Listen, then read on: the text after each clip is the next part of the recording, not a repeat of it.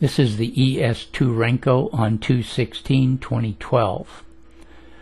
Well, I got up extra early this morning. I thought I'd get an early start on the market, and then I found my internet connection was down.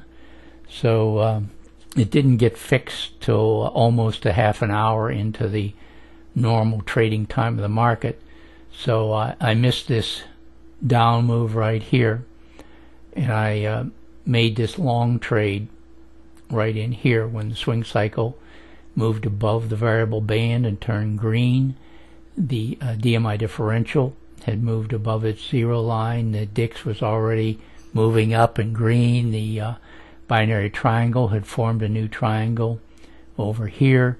The RWO was showing an uptrend right in here, and the Bollinger Band differential oscillator was crossing above its zero line right here.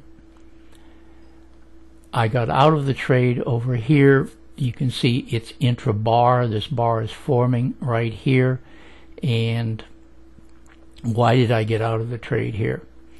Well, it obviously was overbought right in here, and the swing cycle was crossing below the variable band. The DMI differential, the DIX was moving down right here, and I never paid much attention to divergence. However, I'm getting more and more into that in using the RWO indicator. Now, here's the peak of the trend right here and right here. And this additional up move to here is not reflected in the RWO.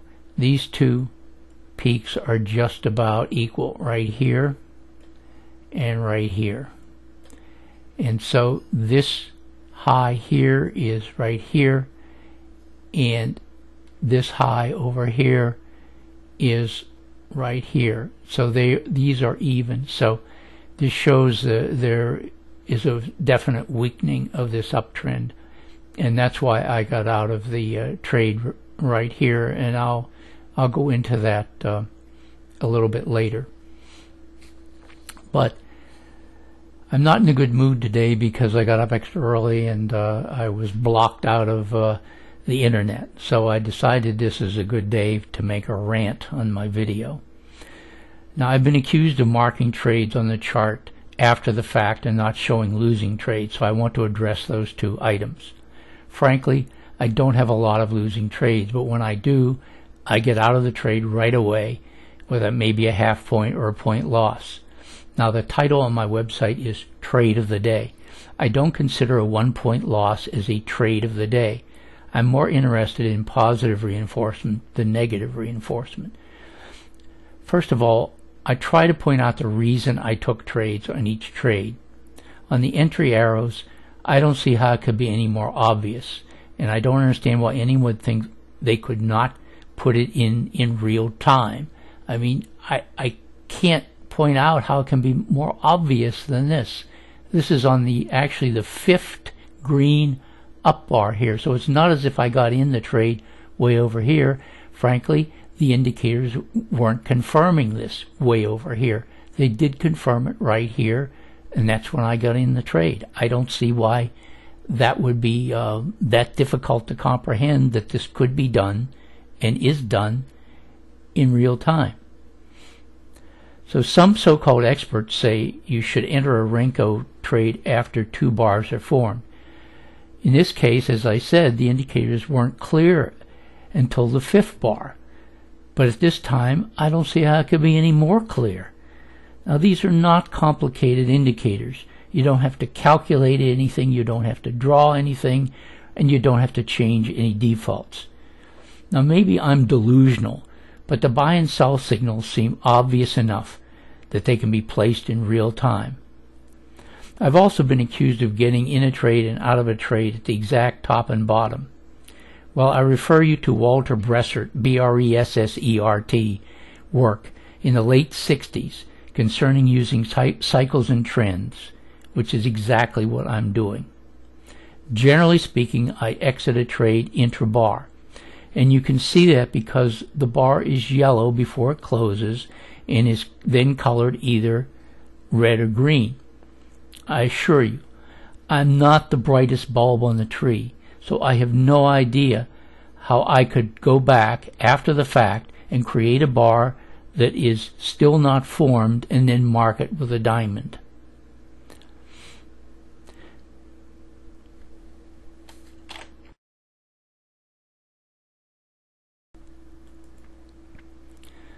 Now here's the second trade of the day, but before I get into that, I want to address something else here. This was the first trade right over here.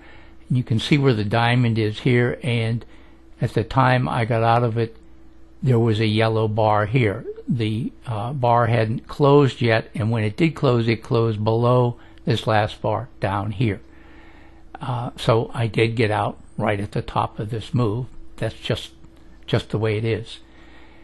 This is choppy right in through here, so obviously you don't want to try making a trade in through here. Now look at the binary triangle, how choppy it is, up and down, peaks, peaks, peaks and valleys, peaks and valleys. So I recently had a question as to what could be done with the binary triangle to keep it more regular. Hello? That's the point. If the equity is choppy, it clearly shows in the binary triangle. You would not want the indicator to be smooth at this point and lure you into taking a trade in choppy waters. Now the other thing I wanted to point out, another better way to avoid the chop, is look at the RWO indicator right here. Right as the choppiness starts right in here, it goes back to the zero line and stays right in here until the choppiness ends right here. So the RWO has taken the place of the R square, and the R square I used before to keep me out of choppiness. Now this is a more efficient indicator to do the job, and there is just not the lag in here that there was with the R square indicator. So once again, I went into this trade right here as the swing cycle moved all the way up here. Again, always trading in the direction of the swing cycle. The DMI differential was clearly moving up here. There was an up triangle here. The DIX was moving up, and the RWO was moving up here. Now, there's quite a long squeeze in through here, so the squeeze ended right here. Now, these are all, as far as I'm concerned, good reasons why you would get in the trade here. I just don't see anything mysterious about this. I don't see why I would have to come in after the fact and try to put in an arrow when it's just so obvious that this is a long position that should be taken. Now over here, I got out of the trade when the bar was yellow, intra-bar, before it closed, right here. You can see 1346.25 right here. This shows where the equity is trading on each tick. And I got out of it here because, number one, there was a squeeze starting to form, and generally speaking you don't get a lot of movement during a squeeze. The other thing, there was a divergence here with the RWO. These two peaks are just the same height.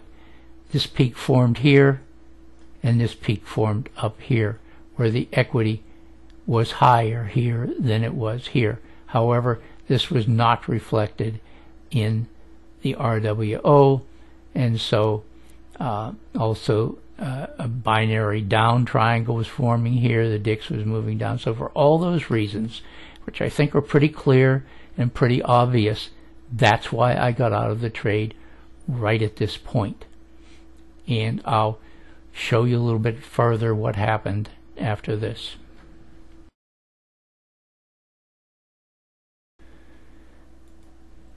Now here was the end of the first trade. Here was the end of the second trade, and as you saw before, the bar was yellow when I got out of it here, and then this is where the equity went after I got out of it. Obviously, if I had not gotten out of it here and I stayed in here, I would have taken a loss. Here's another trade I made. I went short right here. Now, why did I go short here? There was a squeeze in through here. The squeeze ended right here. The swing cycle VB was red and moved down here. The DMI differential was just starting to cross below its dots, which were red. There was a down triangle here. The DIX was down, and the RWO showed a downtrend right in here.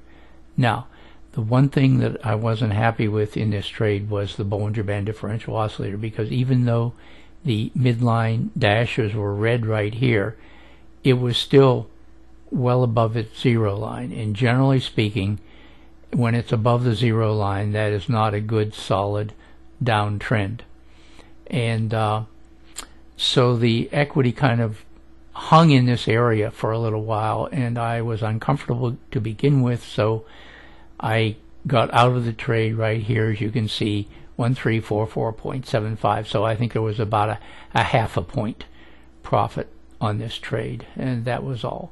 So I got out of it, even though RWO was still saying down. Everything looked down here, but I just did not have a good feeling about this trade, and I got out here, and I'll show you another screenshot about what happened after that.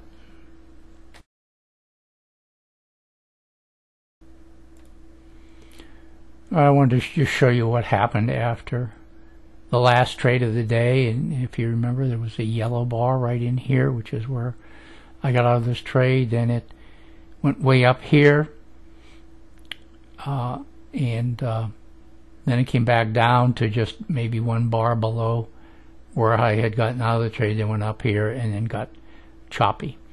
So